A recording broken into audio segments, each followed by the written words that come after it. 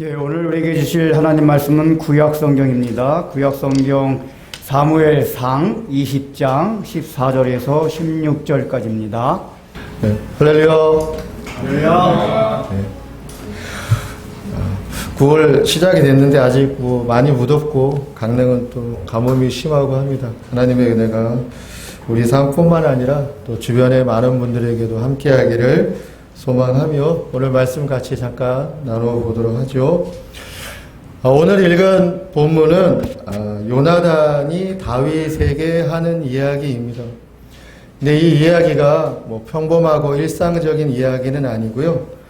매우 유별하고 각별한 이야기입니다.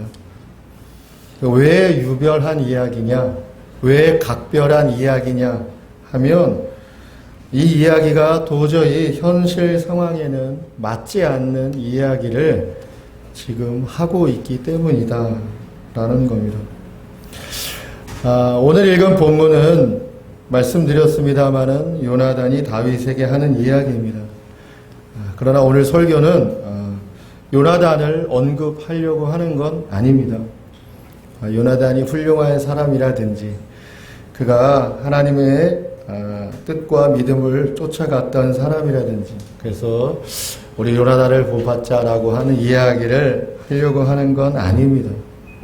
오늘 세 절의 본문 속에 담겨져 있는 하나님의 교훈의 맥락이 무엇인지를 한번 짚어보려고 하는데 그래도 오늘 본문 속에 나오는 이야기가 요나단의 이야기이니까 잠깐 오늘 본문을 이해하기 위해서 필요한 내용들을 잠깐 한번 생각하고 그래서 어떤 배경이 있었길래 지금 이 이야기가 나오게 되었는지를 잠깐만 추적해 보도록 하겠습니다. 아멘. 그 사도행전 8장에 보면 이스라엘이 하나님 앞에 왕 달라고 요구하는 장면이 등장합니다. 하나님이 기뻐하진 않았지만 이스라엘의 요구를 받아서 허용해 주십니다. 그리고 사도행전 9장에 사울이라는 사람이 이스라엘의 첫 번째 왕으로 선발이 되어집니다. 하나님이 왜 사울을 왕으로 선발했느냐? 그가 겸손한 사람이었기 때문에 그렇습니다. 사울이 대단한 배경이나 대단한 어떤 재능이 있어서가 아닙니다. 그래서 하나님께서 이스라엘의 왕을 세우실 때 이스라엘의 12지파가 있잖아요. 그 중에서 가장 미약하고 가장 보잘것없는 지파가 베냐민 지파입니다.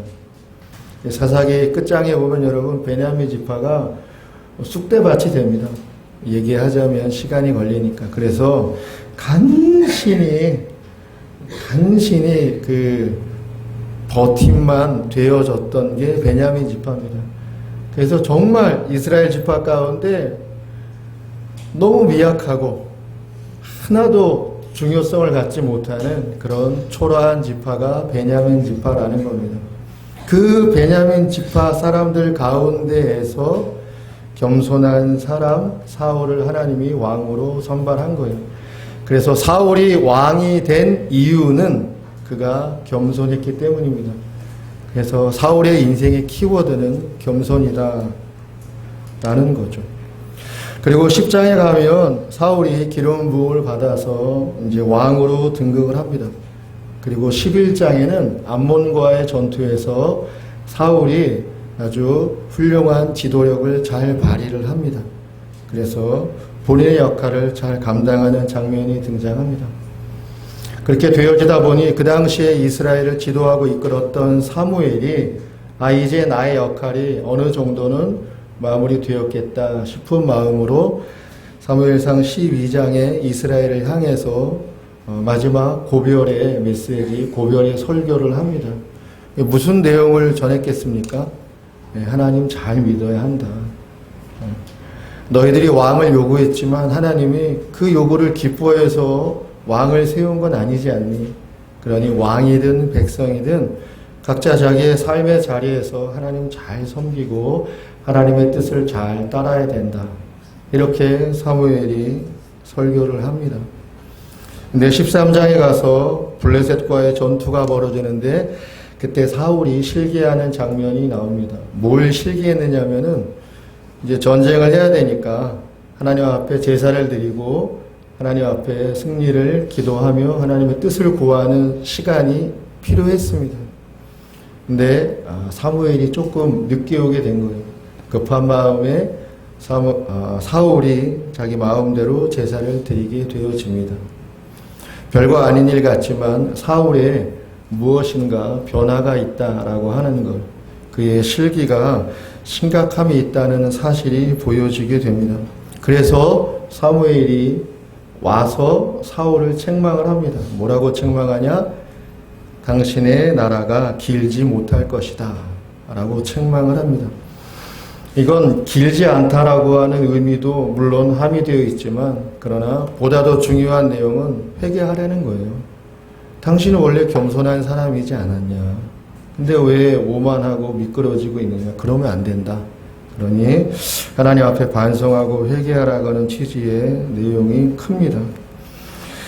그리고 여러분 14장에 가면 오늘 우리가 읽은 본문의 사람인 요나단이 등장을 합니다. 14장이 무려 52절입니다. 그러니까 작은 분량은 아니지 않습니까? 근데 52절 전체가 다 요나단에 대한 설명과 요나단이 일을 어떻게 했는지에 대한 소개로 채워져 있습니다. 요나단은 사울의 첫 번째 아들 장남입니다. 사울의 자녀들이 아마 훨씬 더 많았을 여지가 있긴 합니다. 근데 성경에 보면 사울의 자녀는 아들이 3명이었고 딸이 2명으로 기록되어 있습니다. 그 중에서 첫 번째 아들 장남이 요나단이다 라는 겁니다. 그러면 사무엘상 14장에 등장하는 요나단은 어떤 사람이었을까요? 아버지가 왕이니까 아버지 배경 백 믿고 이렇게 함부로 행동하고 얼치기 같은 사람이었는가?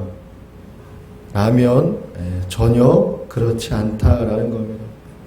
요나단은 정말 훌륭한 사람입니다.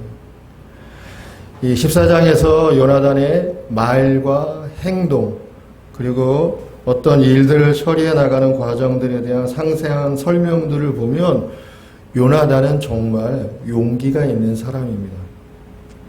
그리고 요나단은 판단력이 바른 사람이고 지혜학이 있는 사람입니다. 그리고 사람들을 이끌 수 있는 지도력도 있었던 사람입니다. 그리고 그 모든 바탕에 역시 하나님을 향한 믿음이 신실했던 사람이다라고 하는 거예요. 그래서 요나단이 정말 훌륭한 사람이라고 하는 사실, 괜찮은 사람이라고 하는 사실이 14장에 50여 절에 걸쳐서 쭉 설명이 되어 있습니다. 그리고 15장으로 넘어오면 아말렉과의 전투가 있게 되는데 여기서 사울이 몰락합니다. 그 앞에 13장에서 회개가 없었다는 사실이 이어지는 거죠. 왜 몰락하느냐? 하나님이 아말렉을 진멸하라고 명령하셨습니다. 하나도 남기지 말라는 거예요. 모든 것을 남기지 말라는 거였습니다. 그리고 승리를 하나님이 언약하셨습니다. 실제로 승리하였습니다. 근데 하나님이 다 불태우고 다 없애라고 명령하셨는데 사울이 무슨 일을 했느냐? 비싼 거, 감나 보이는 거, 좋은 것은 자기의 소유로 남겨서 취했다라고 하는 것입니다. 그래서 다시 이 일을 사무엘이 하나님으로부터 명령받아서 사울에게 하나님의 메시지를 전달하는 장면이 15장에 등장하는데 이 15장에 우리가 아주 잘 아는 유명한 말씀이 기록이 되어 있습니다. 순종이 제사보다 낫고 듣는 것이 순양의 기름보다 낫다 라는 말씀이 사무엘상 15장에 등장합니다. 그러면서 사무엘이 사울에게 지적하며 하는 말이 왕이 스스로 작게 여길 그때에 당신이 왕이 되지 않았습니까? 왜 그걸 상실합니까? 이 얘기를 하는 거예요. 당신이 스스로 작게 여길 때 무슨 말이죠? 당신이 겸손했을 때 그 겸손 보고 하나님이 왕으로 세우는 거지 당신에게 다른 배경이나 조건이 있었던 게 아닌데 왜 그걸 잊어버리느냐라는 거죠. 그리고 하나님의 메시지를 전하는데 그게 뭐냐? 하나님이 당신을 버렸다라는 겁니다. 하나님이 당신을 버렸다라고 하는 것은 이제 다른 왕을 세우시겠다라는 하나님의 결심이자 하나님의 뜻이었습니다. 그리고 성경은 뭐라고 기록하느냐? 사무엘이 죽는 날까지 사울을 다시는 보지 않았고 사울을 향하여 슬피 통곡하며 울었다라고 나와 있습니다. 그만큼 사울의 몰락이 안타깝고 마음 슬픈 일이었다라고 하는 겁니다. 그리고 여러분 16장에 가면 이제 우리가 잘 아는 다윗이 등장을 하는 겁니다. 그리고 하나님이 다윗에게 기름을 부어 내일의 왕으로 세우시는 장면이 기록되고 17장에 가면 다윗이 하나님의 능력이 함께하는 사람이라는 증거로 골리앗을 무찔러서 이기는 장면이 등장합니다. 그리고 18장에 오면 드디어 요나단과 다윗의 첫 만남이 등장합니다. 요나단은 왕세자고 다윗은 골리앗을 이겨서 이스라엘의 승리를 안겨준 사람이었습니다. 근데 성경은 무엇이라고 기록으로 표현해 주냐면은 요나단이 다윗을 자기의 생명같이 사랑했다라고 표현해 줍니다. 그것도 두 번에 걸쳐서 반복적으로 표현해 줍니다. 그것이 성경이 기록해 주는 요나단과 다윗의 첫 만남이었습니다. 근데 이 18장에 또 무슨 내용이 이어져서 기록되냐면은 우리가 잘 들어서 알고 있는 사울은 천천히요, 다윗은 만만이다 라고 이스라엘 백성들이 다윗을 더 높이는 듯한 장면이 기록이 되어 있습니다. 거기에 사울이 다시 발칵 뒤집어지게 됩니다. 그리고 시기심을 이기지 못하고 다윗을 죽여야 한다라고 하는 생각을 갖게 되어집니다. 성경은 그래서 다윗이 사울의 대적이 되었다라고 18장이 기록하고 있습니다. 그리고 19장에 오면 사울이 결심을 굳히고 명령을 내립니다. 무슨 명령을 내리냐? 다윗을 죽여라 라고 명령을 내립니다. 그 명령에 대해서 믿음이 있고 인격이 있었던 요나단은 다윗이 잘못한 게 뭡니까? 그를 왜 죽여야 합니까? 그래서는 안 되지 않습니까? 아버지 왜 이러십니까? 라고 하며 아버지를 설득하는 장면이 등장합니다. 그리고 사울이 그 설득을 받아들이기도 합니다. 그러나 다시 다윗을 죽이기로 마음에 결심을 굳히고 다윗이 자기가 사울의 대적이 돼서 사울의 죽임의 현실에 놓여 있다는 사실을 알고 20장에 다윗이 도망을 가게 되는 겁니다. 다윗이 도망을 갔는데 그 도망간 자리에 요나단이 찾아갑니다. 찾아가서 아니다. 우리 아버지 그런 사람 아니다. 뭐 완전하진 않지만 너를 죽일 만한 그 정도의 판단력이 없는 분은 아니다. 내가 다시 아버지에게 얘기하고 아버지에게 그 확인을 할 테니 너는 딴 데로 가지 말고 여기 도망 온 이곳에 조금만 기다리고 있어라. 내가 다시 돌아오겠다라고 이야기합니다.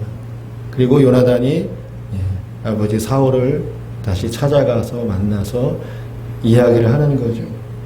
다윗이 무슨 잘못을 했습니까? 당신의 충성스러운 충신 아닙니까? 다윗이 당신에게 아버지에게 못되고 잘못한 일이 없고 해코지한 일이 없는데 왜 다윗에게 그렇게 하십니까? 그러지 마십시오 라고 이야기하는데 20장에 보면 사울이 노발대발합니다. 그리고 차마 입에 담아서는 안 되는 욕설을 요나단에게 퍼붓습니다.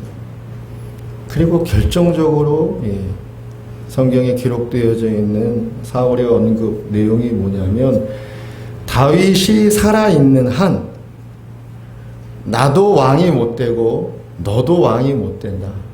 그러니 죽여야 하지 않겠냐 라는 겁니다. 그래서 요나단이 우리 아버지가 정말로 다윗을 죽이기로 결심했구나, 큰일 났구나 라고 생각하고 도망가 피신해 있는 다윗을 찾아가서 뭔가 이야기를 하고 마음을 나누고 약속을 맺는 장면이 오늘 20장에 나와 있는 장면이고, 그 장면 중에 하나가 오늘 본문의 내용이라는 겁니다. 오늘 여러분 14절 이런 배경과 내용들을 생각해 보시면서 14절을 한번 보시면 14절에 너는 이렇게 돼 있죠. 너는 다윗을 말하는 겁니다. 그리고 내가 사는 날 동안에 나는 요나단입니다. 그러니까 너는 내가 사는 날 동안에 여호와의 인자하심을 내게 베풀어서 나를 죽지 않게 할 뿐 아니라, 이게 지금 그 아버지가 다윗을 죽일 거라는 것을 확인하고 도망가 있는 다윗을 다시 찾아와서 요나단이 다윗에게 하는 말입니다. 이게 말이 됩니까, 여러분? 조금만 생각해 보십시오. 요나단은 왕세자입니다. 예? 자연적으로라면 아버지가 왕이니까 왕을 그대로 물려 이어받을 사람인 거예요. 다윗은 지금 어떤 형편과 사정입니까? 생명을 부지하기 위해서 도망가야 하는 상황, 신세에 있는 사람인 거예요. 누가 누구를 살려줘야 합니까? 누가 지금 죽겠다고 이야기해야 되냐라고 하는 거예요. 근데 지금 요나단은 다윗에게 뭐라고 얘기하느냐? 너는 내가 사는 날 동안에 나를 죽이지 말아라. 이 얘기를 여러분 요나단이 하고 있다는 거예요.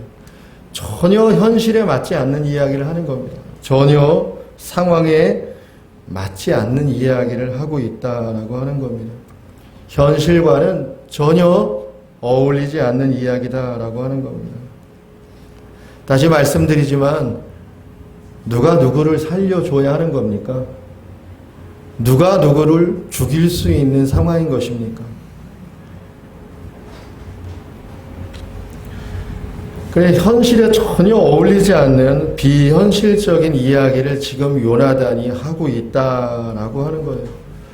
그것도 그냥 자기 감정에 따라서 다윗을 자기 생명처럼 사랑했다고 하니까 다윗의 형편이 너무 안타까워서 뭐 다윗을 위로하거나 힘주기 위해서 하는 게 아니고 하나님의 이름을 언급하면서 이야기를 하고 있는 거예요. 여호와의 인자하심을 두고 그 위에다가 너에게 이야기하니 나를 살려달라는 거예요. 나를 내가 사는 날 동안 죽이지 말아달라라고 하는 겁니다. 절박한 마음으로 요나단이 지금 이 이야기를 하고 있다는 걸 알아야 된다는 겁니다.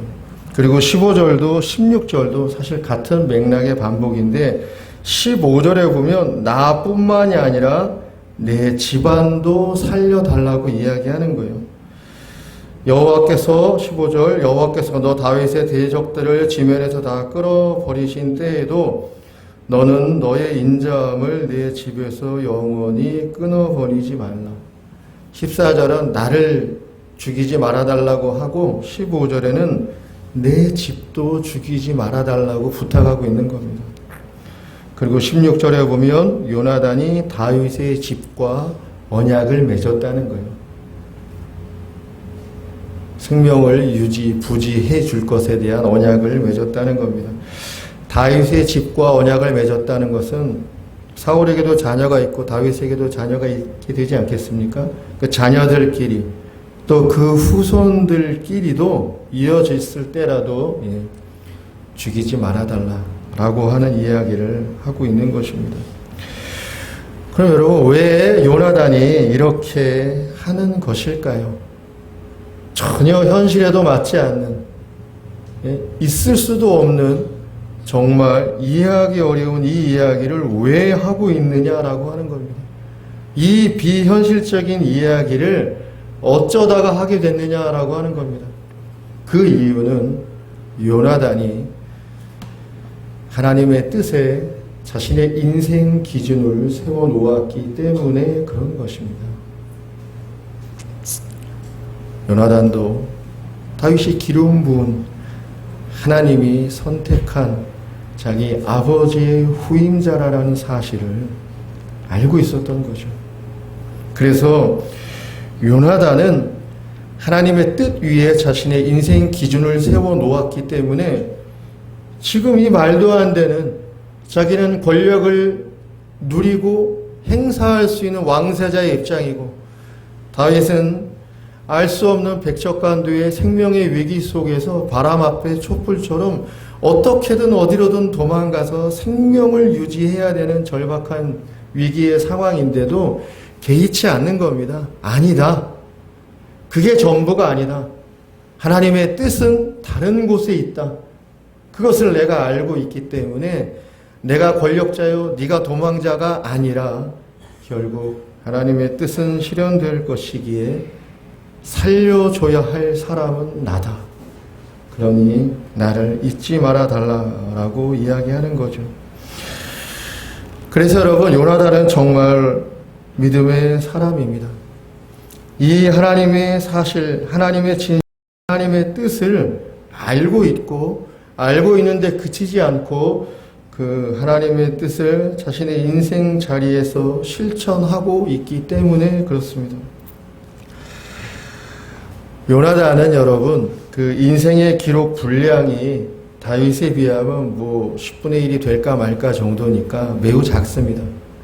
그러나 성경에 나와 있는 요나단의 인생의 기록들을 생각을 해보면 요나단은 정말 훌륭한 사람입니다. 다윗에 비견할 만한 출중한 인물이다라고 하는 거예요. 무슨 말을 하려고 하느냐? 요나단은 왕이 될 만한 사람입니다.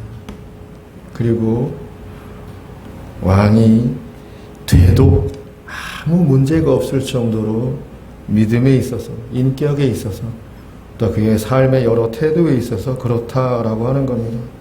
그러나 그가 자신의 인생의 기준을 하나님의 뜻에 놓았기 때문에 기꺼이 하나님의 뜻을 수용했고 하나님의 뜻을 받들었던 것입니다.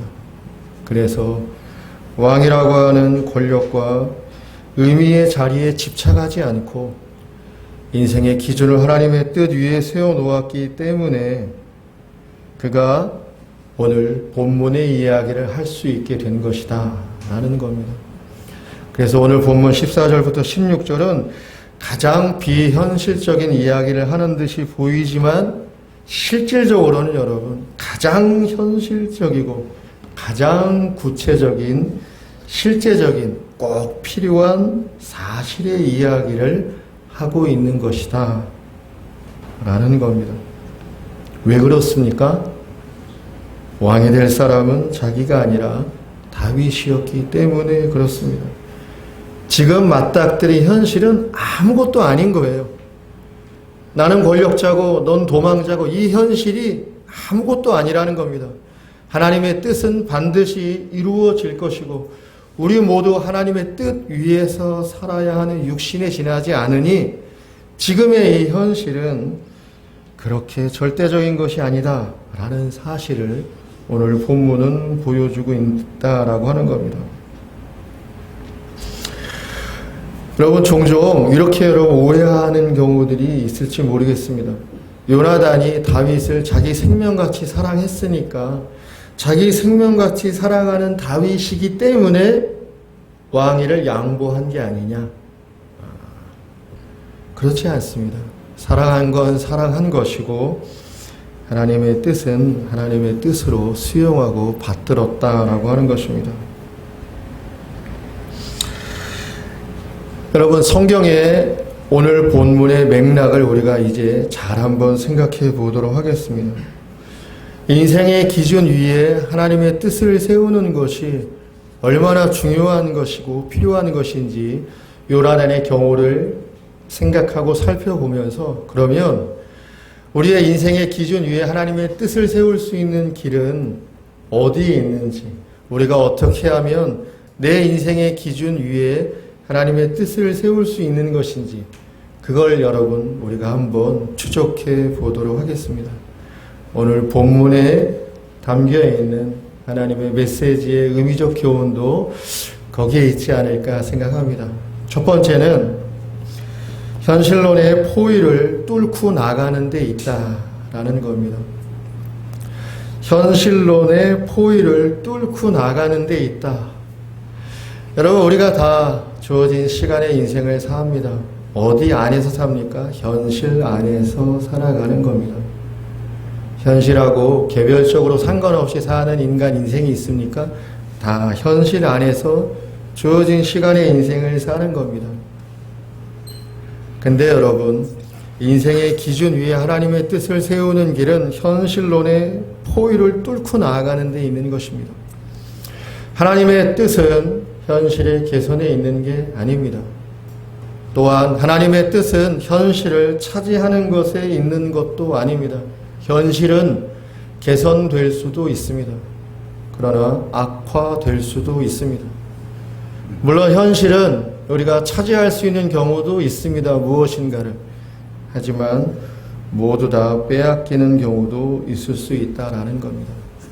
정말로 필요한 건 현실론의 상황의 문제가 아니라 마음의 중심의 자리에서 어떤 현실론에 포위당한다 하더라도 내가 거기에 굴하거나 꺾이지 않겠다라고 하는 각오가 중요하다라고 하는 것입니다. 그 각오가 있을 때에 그 각오 위에서 하나님의 뜻을 인생의 기준으로 놓을 수 있기 때문에 그런 것입니다. 여러분이 오늘 말씀을 들으면서 인생의 기준에 하나님의 뜻을 놓는 건 당연하고 필요하고 옳은 것이지 이렇게 생각할지 모르겠습니다. 그러나 막상 여러분의 삶의 현실로 들어갔을 때에 사실과 실제로 인생의 기준 위에 하나님의 뜻이 있느냐 없느냐는 전혀 별개의 중요한 상황이 된다라고 하는 겁니다. 각오가 있어야 됩니다. 내가 어떠한 현실론에 포위당하지 않겠다라고 하는 각오가 있을 때에 여러분 내 인생의 기준 위에 하나님의 뜻을 세울 수 있고 그리고 하나님의 뜻을 쫓을 수 있게 된다라고 하는 겁니다. 그리고 그 과정에서 현실이 개선이 되든 현실이 악화가 되든 내가 어떠한 것을 현실에서 차지하든 내가 현실에서 어떠한 것을 상실하든 그 어떤 경우든지 일어날 수 있는데 그것이 내 인생의 기준 위에 하나님의 뜻을 세운 것과 하나님의 뜻을 쫓아가는 것에 영향을 미치지 않을 수 있게 되는 겁니다.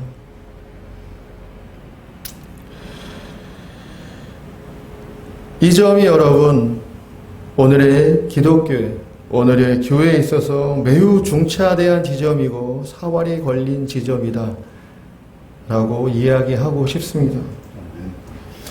무엇이든지 언젠가는 현실을 개선하고 현실을 차지하게 될 거라고 하는 허상을 신앙화시켜가는 것이 오늘날의 기독교이고 오늘날의 교회의 흐름 분위기다라고 하는 거예요. 그러면서 꾸준하게 사람들의 내면에 감추어져 있는 부끄러움 때문에 드러내놓고 밝혀내지 않는 은밀하게 숨겨져 있는 욕망을 정당화시켜줘 나가는 겁니다. 그러면서 정당화되어져 버린 자신의 욕망을 위해서 계속적으로 하나님의 사랑과 하나님의 은혜를 강조하며 이용해 나가는 것입니다. 그러면서 더욱더 자신의 현실에 집착하도록 사람들을 몰아가는 것이 오늘날의 기독교의 흐름이고 오늘날 교회의 확인되어지는 아주 심각한 현실이다라고 하는 겁니다. 그렇게 여러분 자기의 욕망을 정당화시키면서 자기가 현실 속에서 이루고자 하는 허상을 이루는 것을 신앙화시키면서 거기에다 하나님의 사랑과 은혜를 강조하고 이용해 가면서 주어진 인생의 시간을 살아가는 것이 그것이 여러분 신자의 길입니까? 그것이 정말 하나님의 뜻입니까? 하나님의 뜻은 하나님의 목적을 이루도록 우리를 초대하시는 겁니다. 그리고 하나님의 목적은 바로 나를 통해 내가 하루하루 살아가는 별것처럼 느껴지지 않는 나의 일상의 삶을 통해서 하나님이 드러나게 하시는 겁니다. 하나님은 살아계신 하나님이고 실존하시는 하나님은 선하신 분이고 아름다우신 분이라고 하는 사실을 여러분 나를 통해서 드러나게 하는 것이 하나님의 뜻이다라고 하는 겁니다. 그래서 현실론의 포위를 뚫고 나아가는 것이 하나님의 뜻을 내 인생의 기준으로 세우는데 첫 번째 내용이 됩니다. 두 번째는 여러분 자기 권리, 자기 이익의 완전 포기입니다. 설교를 준비하면서 완전 포기를 준비해야 되나 아니면 그냥 포기라고 해야 되나 고민하다가 완전 포기로 준비했습니다. 자기 권리와 자기 이익의 완전 포기입니다. 현대의 우리들의 신앙생활 가운데서 대표적으로 멀어져가는 신앙의 모습을 생각해 볼 때 복종, 순종이 떠오르게 되어집니다. 언제 복종하게 되는 겁니까? 자기를 포기할 때 복종하는 겁니다. 자기를 남겨두고 하는 것을 복종이라고 하지 않습니다. 자기를 남겨두고 하는 것은 복종이 아니라 타협인 것입니다. 물론 여러분 완전한 복종이 순전한 순종이 우리 인생에서 얼마나 어느 정도까지 실현되고 이루어질 것인가 물음표입니다. 퀘스천 마크가 붙을 수밖에 없습니다. 그렇다고 하여서 복종과 순종을 외면하고 내던져야 하는 것이겠습니까? 오늘 책 한 권이 준비되어 있습니다. 하나님의 임재 연습이라고 하는 책인데요. 저도 한 20여 년 전에 읽어봤다가 이번에 다시 한번 읽게 됐는데 필요하신 분은 영혼에 도움이 되니까 한번 읽어보시면 좋겠습니다. 하나님의 임재 연습은 로렌스라고 하는 수도사에 관한 이야기입니다. 로렌스라고 하는 수도사는 전쟁에 나갔다가 다리에 장애를 입고 장애자가 되어집니다. 그는 어느 날 수도원에 들어가서 수도사가 되기로 결심을 합니다. 근데 로렌스는 신학을 교육받거나 공부하지 않았기 때문에 우리가 수도사라고 하면 보통 의복을 입고 예배를 미사를 진행하고 고해를 받고 설명을 해주고 기도를 해주고 안수를 해주고 이런 사제 이렇게 생각하지 않습니까? 하지만 로렌스는 교육을 받지 못했습니다. 그래서 그는 풀어서 얘기하자면 수도사이긴 한데 평신도 수도사가 됩니다. 수도원에 들어가서 그가 하게 된 일은 뭐냐? 주방에 가서 음식을 준비하고 마련하는 일이었습니다. 하루 종일 음식하는 겁니다. 파 썰고 양파 썰고 배추 썰는 일입니다. 그리고 식자재를 누가 갖다 주는 건 아니니까 자기가 나가서 구입을 하고 가지고 와서 또 음식 준비하고 하는 겁니다. 다리가 불편하고 몸에 장애가 있으니까 이 일하는 게 쉽겠습니까? 어렵겠습니까? 당연히 어렵죠. 그래서 책 속에서 그가 자기 얘기하는 내용을 제가 잠깐 한번 읽어보겠습니다. 그는 원래 주방에서 하는 일을 좋아하지 않았다. 그러나 모든 일을 하나님의 사랑을 위해서 하려고 노력하고 애썼다. 또한 그 일을 잘 해낼 수 있도록 하나님께 은혜를 구했다. 덕분에 그곳에서 일했던 15년 동안 모든 것이 편안하게 느껴지게 되었다. 그는 지금 자신이 맡고 있는 직분과 자리에 충분하게 만족하고 있다. 그러나 언제든 그 일을 포기할 준비가 또한 되어 있었다. 그에게는 작은 일이라도 하나님을 사랑하기 위해 하나님을 기쁘시게 하기 위해 행하는 것이 가장 중요했기 때문이다. 병신도 수도사로서 여러분 주방에서 양파나 썰고 배추나 썰고 파나 써는 사람이 뭐 그렇게 중요한 사람이겠습니까? 뭐 그렇게 대단한 일을 하고 있는 입장이겠냐라고 하는 거예요.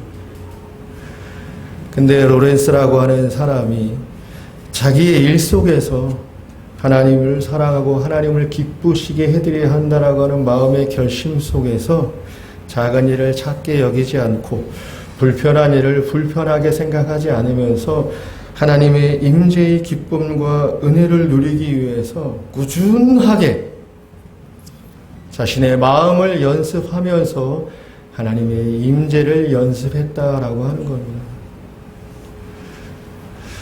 그는 학식이 많지 않았기 때문에 무슨 글을 써서 책을 남긴 게 아니에요.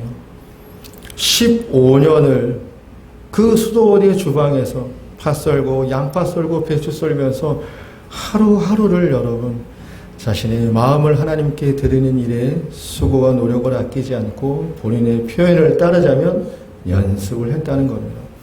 15년이 지나서는 여러분 신발을 수리하는 일을 맡게 되어졌습니다. 그리고 수도원의 여러 가지 부분들을 쓸고 닦고 청소하고 치우는 일들도 겸해서 했습니다. 그렇게 40년의 인생을 살아오다 보니 누가 봐도 이 사람에게 하나님의 온기가 느껴지게 되어졌던 겁니다.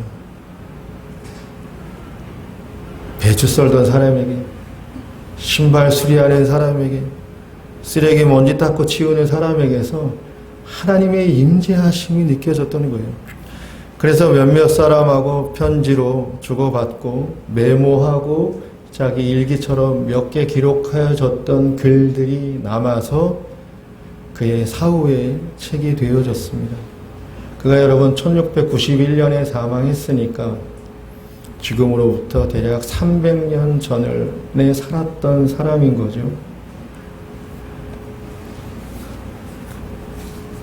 300년을 이어오고 있는 겁니다. 그가 자신의 인생의 기준 위에 하나님의 뜻을 세웠을 때 그의 현실이 찬란해졌습니까? 그가 자신의 인생의 기준 위에 하나님의 뜻을 정하고 어떤 일이든 하나님을 기쁘시게 하나님을 사랑하는 일로 내 인생을 엮어가겠다고 했을 때 파 썰고 배추 써는 일이 중단됐습니까? 15년을 이었습니다. 그리고 남은 25년은 신발 수리하고 수도원 주변에 먼지 닦고 쓰레기 치우고 하면서 정리하는 일을 했을 뿐입니다. 하지만 그의 그 삶의 자취의 교훈과 의미가 300년을 이어서 2025년 9월 7일 오늘에도 누군가의 가슴에 남겨준 하나님의 실존이 되어 있다라고 하는 겁니다. 내가 깨닫고 내가 이해하고 내가 발견한 하나님의 뜻에 완전한 복종, 순전한 순종의 자리로 나를 세우겠다라는 결심을 하지 못하게 하는 게 뭡니까? 뭐죠? 내가 붙들고 있는 무엇이 있다라는 겁니다. 내가 내려놔야 하는데 이것만은 내려놓을 수 없다라고 자기가 자기 인생의 손으로 쥐고 있는 게 있다라고 하는 겁니다. 그래서 성도 여러분, 아마도 내가 붙들고 있는 그것이 무엇이든지 그것을 내 인생의 손에서 내어놓는 과정이 그 사람의 신앙의 과정이 아닐까 생각해 봅니다. 부족한 목사로서 하나님의 말씀과 하나님의 말씀에 입각한 교훈으로서 여러분에게 오늘의 설교 시간에 약속드릴 수 있는 것은 반드시 하나님께서 여러분을 완전한 복종, 순전한 순종의 자리에 세우고야 마실 것이다 라는 것입니다. 마지막 세 번째 한번 생각해 보겠습니다. 인생의 기준 위에 하나님의 뜻을 세우는 세 번째는 여러분 과감한 실천이다 라고 하는 겁니다. 행함, 즉 실천이 없는 믿음은 죽은 믿음이다 라고 성경은 기록으로 교훈해 줍니다. 왜냐하면 믿음은 실천으로 드러나기 때문에 그렇습니다. 그런데 믿음은 양가성을 가지고 있습니다. 즉, 믿음의 양가성은 마음의 문제이기도 하고 또 실천의 문제이기도 하다라는 겁니다. 근데 이 마음의 문제이면서 실천의 문제인 이 내용의 관계가 사실 좀 미묘하고 복잡한 부분들이 있습니다. 마음이 있으면 실천합니다. 그러나 마음이 없어도 실천을 하기도 합니다.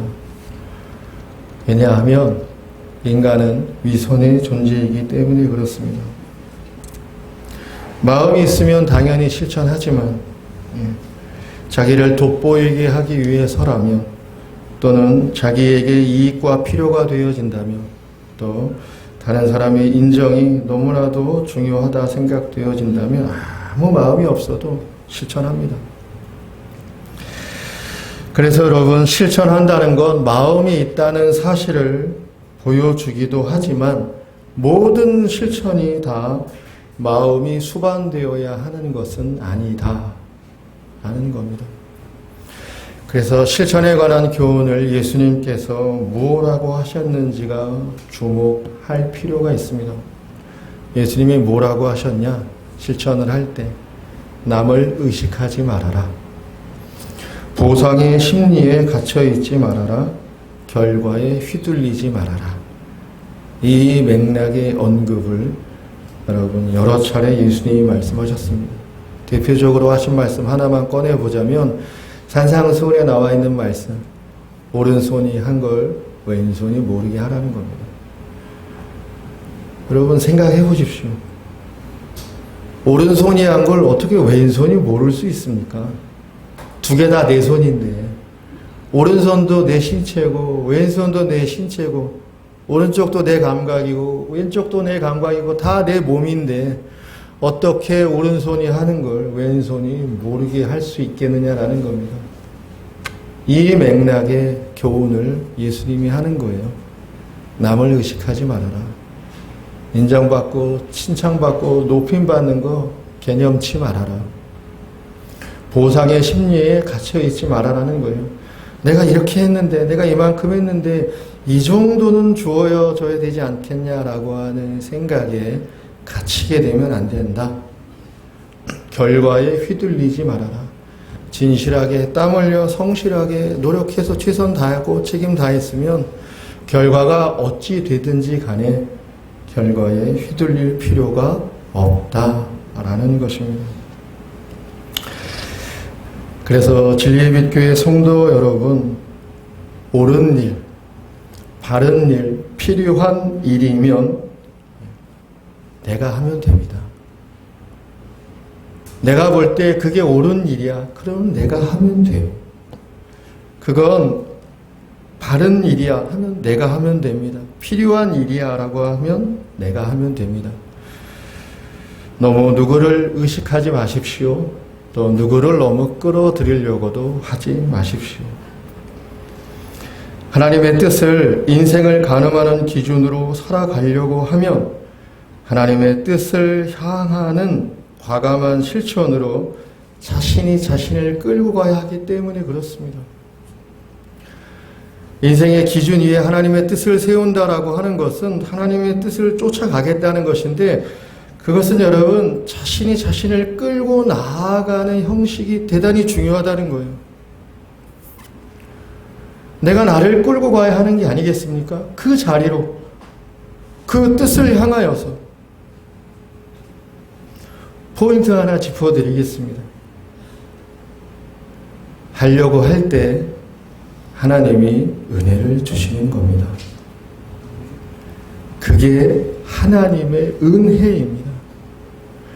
그래서 내가 내 자신을 끌고 가려고 할 때, 내가 하려고 할 때 하나님을 만나고 경험하게 되어진다라고 하는 겁니다. 그래서 여러분 지금까지 머뭇거리고 혹은 미루고 있었던 것이 있었다고 한다면 매듭을 지을 수 있게 되기를 권면합니다. 언제까지 미루겠습니까?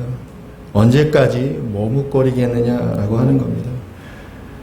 오늘 말씀이 기초가 되고 발판이 되어져서 여러분의 인생에 하나의 중요한 매듭이 지어질 수 있게 되어지기를 바랍니다. 과감한 실천을 여러분 생각을 하다 보면 큰일을 좀 생각해 보게 될지 모르겠습니다. 아닙니다, 여러분. 과감한 실천은 큰일을 하라는 게 아닙니다. 큰일이다, 작은 일이다. 이게 다 무엇입니까? 인간의 시선 안에 머무는 것입니다. 사람의 생각 안에 머무는 것입니다. 큰일이 어디에 있습니까? 작은 일이 어디에 있습니까? 하나님 앞에서 그런 일이 어디에 있느냐는 거예요. 하나님 앞에서 큰 일 따로 있고 작은 일 따로 있습니까? 그렇지 않습니다. 하나님 앞에서는 언제나 하나의 일이 있는 것입니다. 그 일 위에서 여러분 하나님의 뜻을 쫓아나가시는 여러분들 되어주시기를 바랍니다. 제가 개인적이지만 지난주 금요일 날 암에 걸려서 이번 주에 암 수술을 앞두고 있는 분을 식사 대접하고 인사하고 기도하는 시간을 좀 가졌습니다.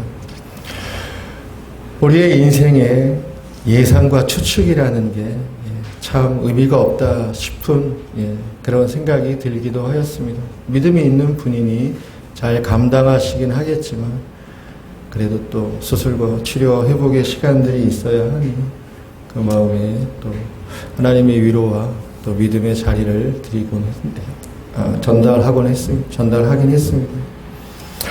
여러분, 우리의 인생도 마찬가지다라고 하는 겁니다. 내일을 알 수 있습니까? 내년을 알 수 있습니까? 5년 후 10년으로 알 수 있느냐라고 하는 겁니다. 우리도 장담할 수 없는 하루하루의 인생의 시간을 이어가고 있을 뿐이다 라고 하는 겁니다. 그래서 오늘이 중요하고 이 자리가 중요하고 이 자리 이 순간에 나의 마음에 와닿는 하나님의 은혜의 손길이 있다고 한다면 하나님의 손길을 붙들어서 내 인생의 기준 위에 하나님의 뜻을 세우는 분명하고 결심 있는 하나님의 자녀들 되어주시기를 간절히 소망합니다. 네, 봉헌 기도합니다. 사랑하는 주님, 주님께서 저희들을 구원해 주신 그 사랑과 은혜를 인하여 감사하며 주님 앞에 봉헌합니다. 우리는 그러나 주님께서 우리를 구원해 주셨음에도 불구하고 여전히 주님의 그 사랑으로 받은 은혜로 주님께서 우리에게 주시는 능력을 가지고 주님께서 우리에게 분명히 허상이라고 하신 그 현실의 세계에 자기의 욕망을 이루기 위하여 얼마나 고군분투하며 살아왔습니까? 다시 한번 우리가 말씀 앞에 우리의 모습을 비추면서 이는 주님께서 우리에게 원하시는 참된 봉헌이 무엇인지를 과연 우리의 인생의 모든 근본 기준을 하나님 뜻 위에 두는 것만이 주님께서 원하시는 참된 봉헌임을 생각하며 날마다 자기를 쳐서 복종시키고 고요한 가운데서 주님의 음성을 듣고 주님께 전적으로 순종하며 자기를 포기하며 살아가는 주님께서 원하시는 하나님 나라의 아름다운 인생들이 될 수 있도록 저희 모두에게 복 내려 주옵소서. 예수님의 이름으로 기도드립니다. 이제는 우리 구주 예수 그리스도의 무한하신 은혜와 하나님 아버지의 놀라우신 사랑과 성령님의 감동과 권면하심이 오늘 이 말씀을 듣고 세상 사람들과 같이 한 인생의 기준을 하나님 뜻에 두고 나를 쳐서 복종시키며 허상으로 보이는 이 세상 가운데 마음을 두지 아니하고 하나님께서 요구하시는 거룩한 하나님의 나라의 그 백성으로서의 정체성과 성품으로 닮아가며 그렇게 살기를 마음에 다짐하고 주의 은혜를 기다리는 사랑하는 성도들 위에 심령 위에 삶 위에 이제부터 영원토록 함께 있을지어다.